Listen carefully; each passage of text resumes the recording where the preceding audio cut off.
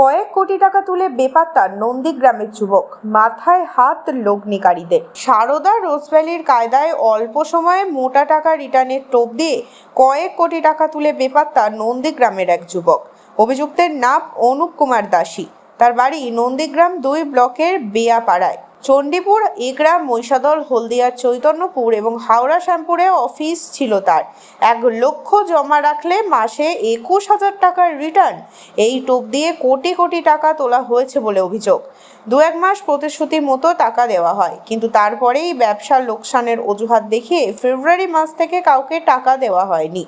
টাকার জন্য আমানতকারীরা চাপ দিতেই ধীরে ধীরে অফিসের ঝাঁপ পড়তে থাকে।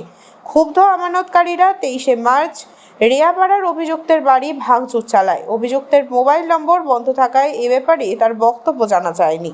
নন্দীগ্রাম থানার আইসি প্রসেনজিৎ দত্ত বলেন, প্রতারণার অভিযোগ দায়ের হয়েছে। ঘটনার তদন্ত শুরু হয়েছে।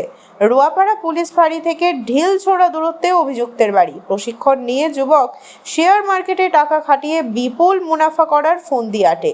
5টি জায়গায় অফিস খুলে অনেক কর্মী নিয়োগ করে আকর্ষণীয় রিটার্নের টোপ দেয় যুবক। টাকার ব্যাপারে আমি জানি না। আমরা এখন আমার সামনে বাড়ি, রামবাগে বাড়ি। এখানে পেট্রোল পাম্পে গাড়িতে তেল ভরতে আছি, দেখলাম বলে এই অফিসে গাড়ি ফাড়ি সব থাকতো, আমরা দেখেছি। এবার কি অফিস আমরা জানি না, লোকজন যাতায়াত করতো দেখেছি। এর থেকে আমরা যারা ইনভেস্ট করে তারা কিছু জানেন?